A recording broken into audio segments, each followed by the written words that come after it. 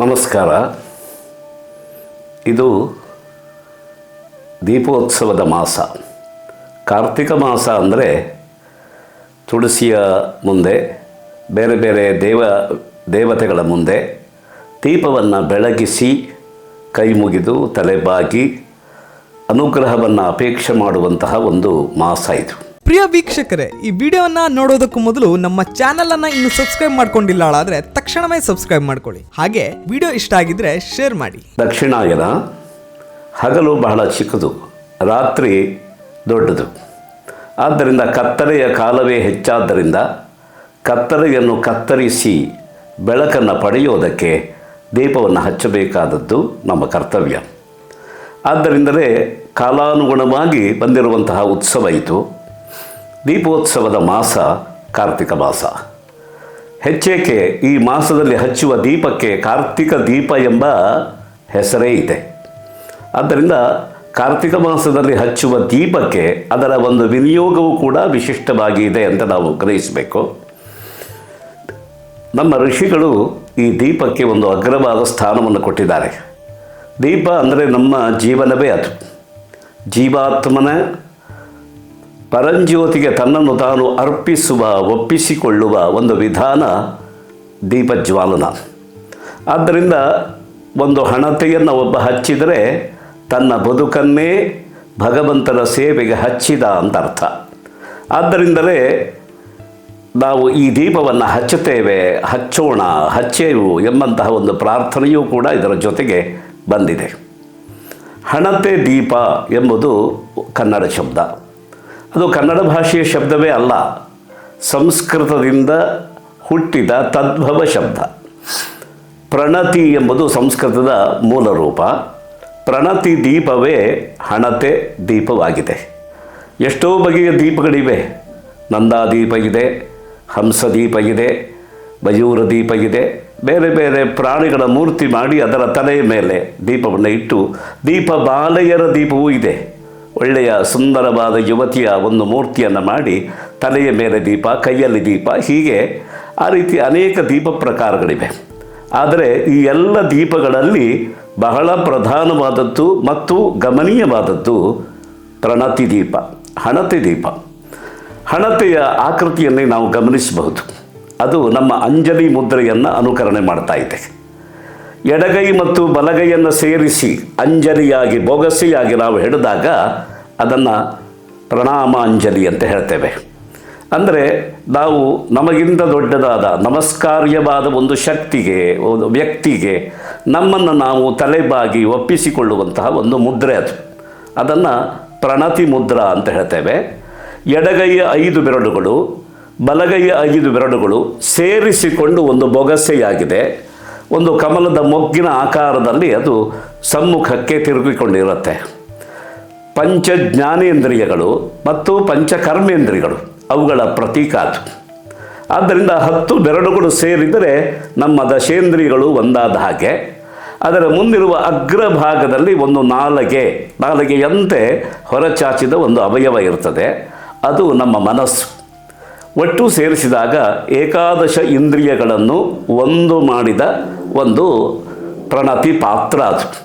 ಅದು ಸಾಕ್ಷಾತ್ ನಮ್ಮ ದೇಹವೇ.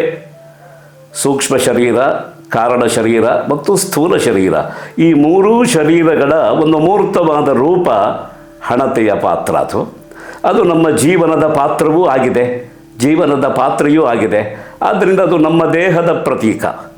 ಅದರಲ್ಲಿ ನಾವು ತುಂಬಿಸುವ ತೈಲ ಅಥವಾ ಘೃತ, ಎಣ್ಣೆ ಅಥವಾ ತುಪ್ಪ, ಅದು ನಮ್ಮ ಭಕ್ತಿ ಶ್ರದ್ಧಾ ರೂಪವಾಗಿರುತ್ತೆ.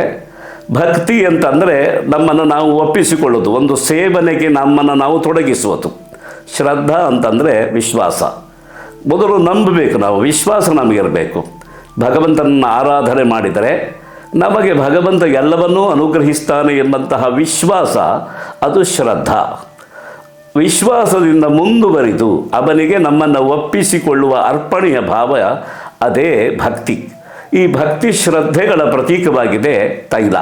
ನೋಡಿ, ಇವೆರಡರಲ್ಲೂ ಒಂದು ಸ್ನೇಹ ಇದೆ, ಅಂಟುವ ಗುಣ ಇದೆ. ಭಕ್ತಿ ಇದ್ದವನಾಗಲಿ, ಅದೇ ರೀತಿ ಶ್ರದ್ಧೆ ಇದ್ದವನಾಗಲಿ ತನ್ನನ್ನು ಇನ್ನೊಂದು ಜ್ಯೋತಿಯ ಜೊತೆಗೆ ಅಂಟಿಸುವ ಒಂದು ಪ್ರಯತ್ನ ಮಾಡ್ತಾನೆ. ಆದ್ದರಿಂದ ಈ ಅಂಟು ಇದೆಯಲ್ಲ, ಅದು ತೈಲ ಸ್ವಭಾವ.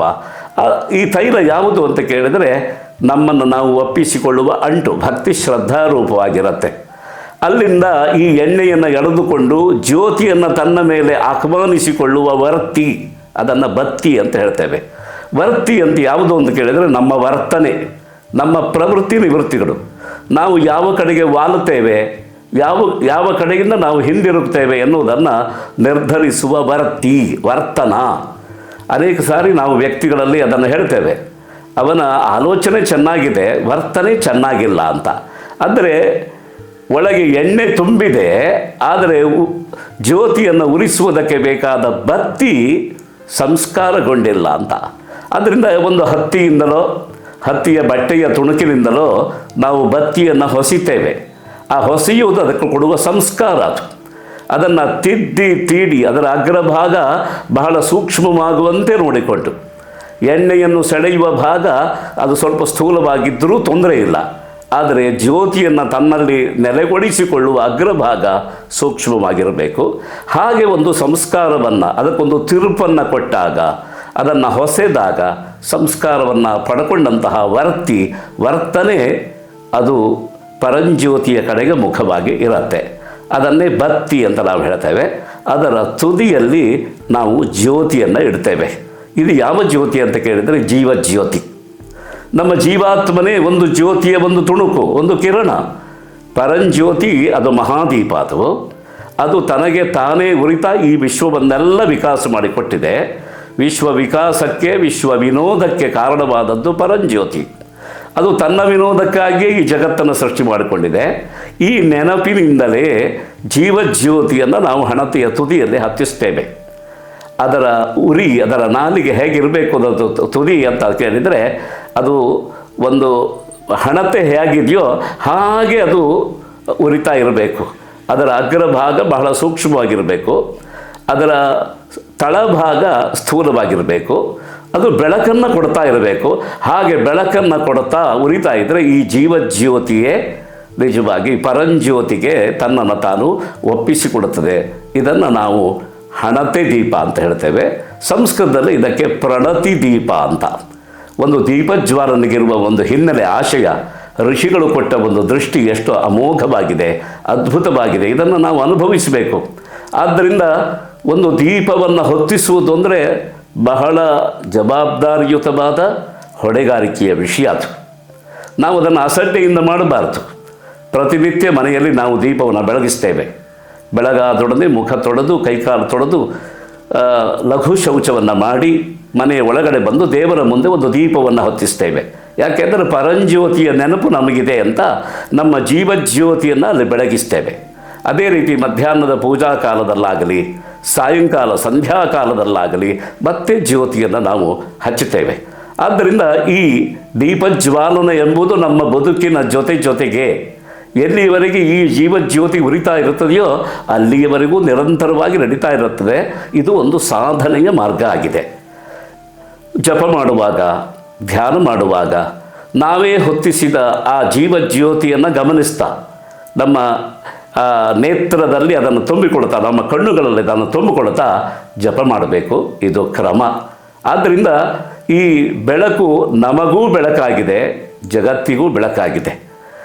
ಕತ್ತಲೆಯ ಒಂದು ಆವರಣವನ್ನು ಕತ್ತರಿಸ್ತಾ, ಬೆಳಕಿನ ಕಿರಣಗಳನ್ನು ಹೊರಗೆ ಚೆಲ್ಲುತ್ತಾ ಮಾರ್ಗದರ್ಶನ ಮಾಡುವ ಜ್ಯೋತಿ ಸಾಕ್ಷಾತ್ ದೈವ ಸ್ವರೂಪವೇ ಆಗಿದೆ. ಅದನ್ನು ಭಗವಂತ, ದೇವಿ, ದೇವ ಅಂತಲೇ ಅದನ್ನು ಕೊಂಡಾಡಿದ್ದಾರೆ. ದೀಪಮೂಲೆ ಸ್ಥಿತೋ ಬ್ರಹ್ಮ. ದೀಪದ ಬುಡದಲ್ಲಿ ಬ್ರಹ್ಮ, ಸೃಷ್ಟಿಕರ್ತನಾದ ಬ್ರಹ್ಮ ಇದ್ದಾನೆ. ದೀಪ ಮಧ್ಯೆ ಜನಾರ್ದನ. ದೀಪದ ಮಧ್ಯದಲ್ಲಿ ವಿಷ್ಣು ತನ್ನನ್ನು ವ್ಯಾಪಿಸಿಕೊಂಡಿದ್ದಾನೆ. ದೀಪಾಗ್ರೇ ಶಂಕರ ಪ್ರೋಕ್ತ. ದೀಪದ ಕೊನೆಯಲ್ಲಿ ಲಯಕರ್ತನಾದಂತಹ ಶಂಕರ ಇದ್ದಾನೆ. ಆದ್ದರಿಂದ ಒಂದು ದೀಪ ಅಂದರೆ ನಾವು ಹೊತ್ತಿಸಿದ ಒಂದು ದೀಪ ತ್ರಿಮೂರ್ತಿಗಳ ಸ್ವರೂಪವೇ ಆಗಿದೆ. ಆದ್ದರಿಂದ ತ್ರಿಮೂರ್ತಿಗಳ ಸ್ವರೂಪವಾದ ಈ ಜೀವಜ್ಯೋತಿಯನ್ನು ಪರಂಜ್ಯೋತಿಗೆ ತೋರಿಸ್ತಾ ಅರ್ಪಣೆ ಮಾಡುವುದು ಈ ದೀಪಜ್ವಾಲದ ಉದ್ದೇಶ. ಇದೊಂದು ಸಾಧನೆಯ ಒಂದು ಸನ್ಮಾರ್ಗವೇ ಆಗಿದೆ. ಇದು ದೀಪವನ್ನು ಬೆಳಗಿಸುವುದು ನರಕ ಚತುರ್ದಶಿಯ ದಿವಸದಿಂದ ಪ್ರಾರಂಭ. ಸಾಕ್ಷಾತ್ ಶ್ರೀಕೃಷ್ಣರೇ ನರಕಾಸುರನ ಸೆರೆಯಲ್ಲಿದ್ದ 16,000 ರಾಜಕುಮಾರಿಯರಿಗೆ ಅಭ್ಯಂಗ ಸ್ನಾನ ಮಾಡಿ ದೀಪ ಹೊತ್ತಿಸುವುದಕ್ಕೆ ಆಜ್ಞೆ ಮಾಡಿದ. ಆ ಕೃಷ್ಣನ ಆಜ್ಞೆಯನ್ನು ನಾವು ಪಾಲಿಸ್ತಾ ಇವತ್ತು ನಮ್ಮ ಭಾರತ ದೇಶದಲ್ಲೆಲ್ಲ ಯಾರ್ಯಾರು ಕೃಷ್ಣನನ್ನು ದೈವ ಭಗವಂತ ಅಂತ ನಂಬಿದ್ದಾರೋ ಅವರೆಲ್ಲ ಅವತ್ತಿನಿಂದ ದೀಪವನ್ನು ಹತ್ತಿಸ್ತಾರೆ. ಈ ಮಾಸದಲ್ಲಿ ನಾವು ಹೊತ್ತಿಸುವ ಎಲ್ಲ ದೀಪಗಳು ಕಾರ್ತಿಕ ದೀಪ ಆಯಿತು. ಇದು ಒಂದು ವಿಶಿಷ್ಟವಾದ ಸ್ಥಾನದಲ್ಲಿರುವಂತಹ ಒಂದು ದೀಪ. ಆ ಸೆರೆಯಲ್ಲಿದ್ದ ಕೃಷ್ಣನ ಆ ಸೆರೆಗೆ ಬಯಸಿ ಬಂದ 16,000 ರಾಜಕುಮಾರಿಯರ ಅಂತರಂಗದಲ್ಲಿದ್ದ ಒಂದು ಆಶಾ ಜ್ಯೋತಿಯೇ ಕಾರ್ತಿಕ ಜ್ಯೋತಿ ಅದು, ದೀಪ ಅದು. ನಾವು ಹಾಗೆ ಆರ್ತರಾಗಿದ್ದೇವೆ, ನಾವು ಕಷ್ಟದಲ್ಲಿದ್ದೇವೆ, ಸಂಸಾರದ ಸೆರೆಯಲ್ಲಿ ಸಿಕ್ಕಿಬಿದ್ದಿದ್ದೇವೆ. ನಾವು ಇಲ್ಲಿಂದ ಬಿಡಿಸಿಕೊಂಡು ಹೋಗಬೇಕು ಅಂತಂದರೆ ಕೃಷ್ಣ ಅವರಿಗೆ ಆಜ್ಞೆ ಮಾಡಿದ ಹಾಗೆ ನಾವು ಈ ಮಾಸದಲ್ಲಿ ದೀಪವನ್ನು ಹೊತ್ತಿಸಬೇಕು. ಆದರೆ ಇತ್ತೀಚೆಗೆ ತುಂಬ ವಿವಿಧವಾದ ದೀಪಗಳು ಬರ್ತಾ ಇವೆ. ದೀಪಗಳಿಗೆ ನಾವು ಎಷ್ಟೋ ಸಾರಿ ಅದರ ಬೆಳಗಿಗೆ ನಾವು ಆಕರ್ಷಣೆಗೆ ಮಾರು ಹೋಗ್ತಾ ಇದ್ದೇವೆ. ಈಗ ಆಕಾಶ ದೀಪ, ಅದಕ್ಕೊಂದು ಬುಟ್ಟಿ, ಅಲ್ಲಿ ಒಂದು ಎಲೆಕ್ಟ್ರಿಫಿಕೇಷನ್ ವಿದ್ಯುತ್ಕರಣವನ್ನು ಮಾಡಿ ವಿದ್ಯುತ್ ದೀಪವನ್ನು ಹೊತ್ತಿಸ್ತೇವೆ. ಕೆಲವೊಮ್ಮೆ ನಮಗೆ ಮಣ್ಣಿನ ಒಂದು ಪಾತ್ರೆಯಲ್ಲಿ ಹಣತೆಯಲ್ಲಿ ಎಣ್ಣೆಯನ್ನು ತುಂಬಿ ಬತ್ತಿಯನ್ನು ಇಟ್ಟು ಅದನ್ನು ಆರ್ದ್ರವಾಗಿಸಿ ದೀಪ ಹತ್ತಿಸೋದಕ್ಕೆ ಏನೋ ಒಂದು ನಮಗೆ ಆಲಸ್ಯ, ಅನವಧಾನ, ಒಂದು ಬಗೆಯ ಆತಂಕ ಇದೆ ಅಂತ ಆ ಕಾರಣಕ್ಕಾಗಿ ನಾವು ಒಂದು ಮೋಂಬತ್ತಿಯನ್ನು ಹಚ್ಚುತ್ತೇವೆ. ಆದರೆ ಈ ಕ್ರಮ ಅಷ್ಟು ಸಮಂಜಸ ಅಂತ ನಮಗೆ ಕಾಣೋದಿಲ್ಲ. ಮೋಂಬತ್ತಿಯಲ್ಲಿ ಎಣ್ಣೆ ಇದೆ, ಬತ್ತಿ ಇದೆ, ಆದರೆ ಪ್ರಣತಿ ಇಲ್ಲ, ನಮಸ್ಕಾರವೇ ಇಲ್ಲ. ಗಮನಿಸಬೇಕು. ಪ್ರಣತಿ ಅಂದರೆ ನಾವು ಮೊದಲೇ ಭಾವಿಸಿದ ಹಾಗೆ ಪಂಚ ಜ್ಞಾನೇಂದ್ರಿಯಗಳು, ಪಂಚ ಕರ್ಮೇಂದ್ರಿಯಗಳು ಮತ್ತು ಮನಸ್ಸು ಅವುಗಳನ್ನು ಒಂದಾಗಿಸಿ ಜೀವಜ್ಯೋತಿಗೆ ಅಡಿಯಾಳಾಗಿಸುವ ಒಂದು ಪ್ರಕ್ರಿಯೆ ಇಲ್ಲ ಅಲ್ಲಿ. ಆದ್ದರಿಂದ ಮೋಂಬತ್ತಿ ಹಚ್ಚಿದರೆ ಭೌತಿಕವಾದ ಬೆಳಕಾಯಿತು, ಅದು ಜೀವಜ್ಯೋತಿಯ ಸ್ಥಾನಕ್ಕೆ ಅದು ಬರೋದಿಲ್ಲ. ಅದೇ ರೀತಿ ವಿದ್ಯುತ್ ದೀಪ ನೀವು ಹೊತ್ತಿಸುವಾಗಲೇ ಎಲೆಕ್ಟ್ರಿಫಿಕೇಷನ್ ಹೋಯಿತು ಅಂತಂದರೆ, ಎಲೆಕ್ಟ್ರಿಸಿಟಿಯ ಸಪ್ಲೈ ಅದರ ಒಂದು ಪ್ರಾಪ್ತಿ ಇಲ್ಲ ಅಂದರೆ ಆ ದೀಪ ಆರಿ ಹೋಗ್ತದೆ. ಹಾಗಾಗಬಾರ್ದದು. ಆದ್ದರಿಂದ ಇದಕ್ಕೆ ಪ್ರತಿನಿಧಿ ಇಲ್ಲ, ಪ್ರಣತಿ ದೀಪಕ್ಕೆ ಪ್ರತಿನಿಧಿ ಇಲ್ಲ. ನಾವು ಇನ್ನೇನೋ ಒಂದನ್ನು ಮಾಡಿ ದೀಪ ಹೊತ್ತಿಸಿದ್ದೇವೆ ಅಂತ ಸಮಾಧಾನ ಮಾಡಿಕೊಳ್ಳುವ ಹಾಗಿಲ್ಲ. ಸಾಧ್ಯ ಆದರೆ 100 ದೀಪ ಹಚ್ಚಿ, 1000 ದೀಪ ಹಚ್ಚಿ, 1000 ದೀಪವನ್ನು ಬೆಳಗಿಸಿ. ಸಾಧ್ಯತೆ ಇಲ್ಲದೇ ಇದ್ದರೆ, ಅದಕ್ಕೆ ಬೇಕಾದಂತಹ ಶಕ್ತಿ ಸಾಮರ್ಥ್ಯಗಳು ಇಲ್ಲದೇ ಇದ್ದರೆ ಒಂದು ದೀಪವನ್ನಾದರೂ ಪ್ರಣತಿ ದೀಪವಾಗಿ ಹಚ್ಚಿ. ಯಾಕೆಂದರೆ ನಮ್ಮ ಜೀವನದ ಪ್ರತೀಕವಾದ ಆ ಜೀವಜ್ಯೋತಿ ಪರಂಜ್ಯೋತಿಗೆ ತನ್ನ ಒಂದು ಅರ್ಪಣೆಯನ್ನು ಮಾಡಿಕೊಳ್ಳುವ ಆ ಒಂದು ಪ್ರಣತಿ ದೀಪ ನಮ್ಮ ಜೀವನದ ಮುಖ್ಯವಾದ ಒಂದು ಸಾಧನ. ಅದು ಸಾಧನೆಯ ಸತ್ಪಥ. ಆ ಪಥದಲ್ಲಿ ಸಾಗುವುದಕ್ಕೆ ಒಂದು ದೀಪವನ್ನಾದರೂ ಪ್ರಣತಿ ದೀಪವನ್ನು ಹಚ್ಚಬೇಕು. ಹಾಗೆ ದೀಪವನ್ನು ಹಚ್ಚೋಣ. ಕಾರ್ತಿಕ ದೀಪದ ಮೂಲಕವಾಗಿ ಶಿವನ ಸ್ಮರಣೆ ಮಾಡಿ ಹಚ್ಚಿದರೆ ಅದು ಶಿವದೀಪ, ವಿಷ್ಣುವಿನ ಸ್ಮರಣೆ ಮಾಡಿ ಹಚ್ಚಿದರೆ ವಿಷ್ಣು ದೀಪ, ದುರ್ಗೆಯ ನೆನಪಿನಿಂದ ಹಚ್ಚಿದರೆ ದುರ್ಗಾದೀಪ, ಹಾಗೆ ಗಣಪತಿಗೆ ಶರಣಾಗಿ ಹಚ್ಚಿದರೆ ಗಣಪತ ದೀಪ. ಅದು ಆಯಾ ದೇವತೆಗೆ ಅರ್ಪಿಸಿದ ದೀಪವಾದರೂ ಆ ದೀಪ ನಮ್ಮ ಇಹಕ್ಕೂ ಪರಕ್ಕೂ ಬೆಳಕನ್ನು ಚೆಲ್ಲಿ ಅಜ್ಞಾನದ ಕತ್ತಲೆಯನ್ನು ಕತ್ತರಿಸಿ ಜೀವಜ್ಯೋತಿ ಪರಂಜ್ಯೋತಿಯಲ್ಲಿ ಒಂದಾಗುವುದಕ್ಕೆ ಅನುಕೂಲ ಮಾಡಿಕೊಡುತ್ತದೆ. ಆದ್ದರಿಂದ ಹಚ್ಚೇವು ಪ್ರಣತಿ ದೀಪ. ನಮಸ್ಕಾರ. ವೀಕ್ಷಕ ಮಹಾಪ್ರಭುಗಳೇ, ನಮ್ಮ ಚಾನಲ್ ಅನ್ನು ಸಬ್ಸ್ಕ್ರೈಬ್ ಮಾಡಿ, ಶೇರ್ ಮಾಡಿ, ಪ್ರೋತ್ಸಾಹಿಸಿ.